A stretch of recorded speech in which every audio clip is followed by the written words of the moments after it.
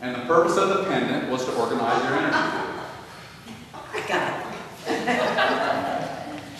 You needed to make that look a lot harder. Make me look good up here.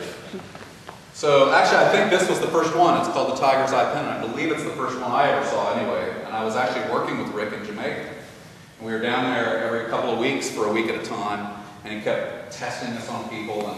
And I started to say, wow, that something is definitely different.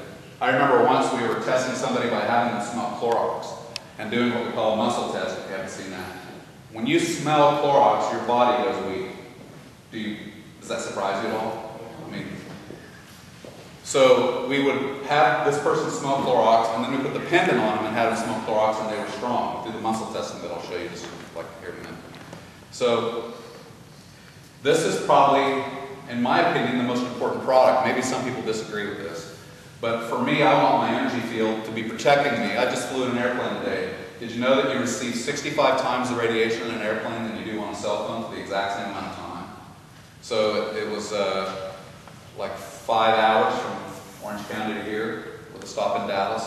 So it was like 5 hours I was receiving 65 times the radiation as my cell phone gives me when I talk on the phone. Is that crazy? I think it's really crazy when you stop and think about what they found in, what's that attorney that represented OJ that passed away? Oh, Johnny Cochran. Johnny Cochran. You know, he died of a brain tumor.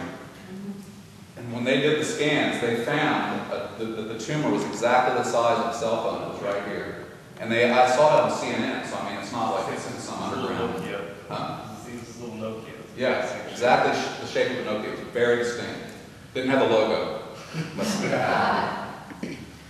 So personally, I want to wear this, and I want to be protected. How about you? Yeah. Are you in agreement so far? Yeah. Like, this thing sound like hocus pocus, or? Okay, now I'm really screwed. So I'd like to do a couple tests with my volunteers. Where were they again? The new ones. And I'm taking my stuff off. I've got it all out there on the table because, remember, we're dealing with an energy field. You don't have to do this. This testing that we're about to do is called muscle testing. Are any kinesiologists in the room by any chance? Excellent. I don't need to apologize ahead of time. Like, I was clearing past emotional trauma when I broke my wrist with this kinesiologist. He was doing this with me. And he would test. You can't even tell he's testing. I mean, he's just wobbling your arm just a little bit. Pretty soon he'll say, oh, do you feel that wobble? And I mean, these people are amazing.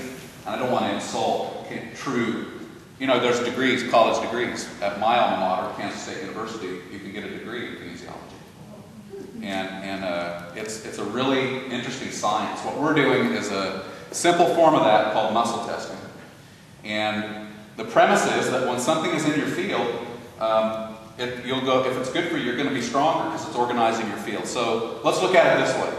If you're in the presence of a computer, your energy field is going to look like the one on the left earlier, and it's going to look disorganized. Are you with me? And so what's going to happen to you? You're going to be less balance, less strength, and less flexibility. We can see it in a test that we're going to do here in a minute. When we introduce the products that are emanating blueprint human frequency, then your field organizes and you go, we call it go strong. We say you go strong, but you'll have more strength, flexibility, and balance immediately. So who's going to come up and help? Who had their hand up earlier? And are you wearing any products? No. Have you ever seen the demo? No. Oh, awesome. Okay, thank you for coming.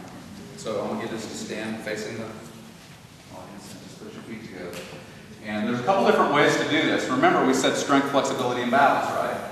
So for those of you that do this, don't be discouraged if something isn't working. Like a beefy guy you've done this test before, and sometimes it doesn't work so good on a guy. Has anybody ever had that experience? Like he's doing the workout. So it's just, you can't get the thing to happen.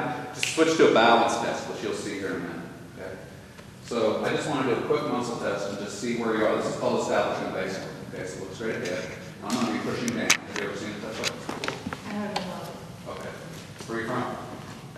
Boca. Boca Raton? I thought I heard an accent. Brazil. What is it? Brazil. Brazil. My wife's in Colombia.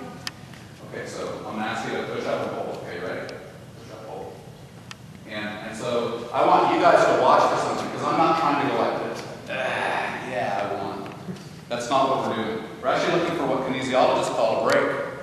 Okay, so push up, hold. You see that little break right there? That's what I'm looking for. Do it again, push up, hold. Okay, now let's just see what happens when we use the dreaded biofield. Down, down.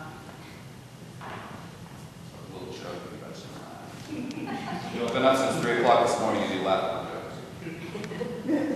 I want you to hold that to your heart. And let's just see if it makes her any weaker. Okay, ready? Push up, hold. I mean, do you see? Could you tell you were weaker? Yeah. She's significantly weaker, could you tell?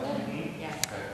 So if you can tell, I won't repeat it, but can I put this over here?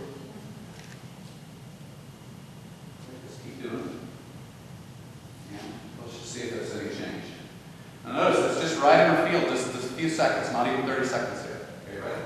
Push up, hold. I can't get the break to happen. Do you see there's no wobble? Yes. Okay, ready? Do it again. Push up, hold. I can't get the break to happen. Can you see it? Yes. Can you tell it's wrong? It's another neat test.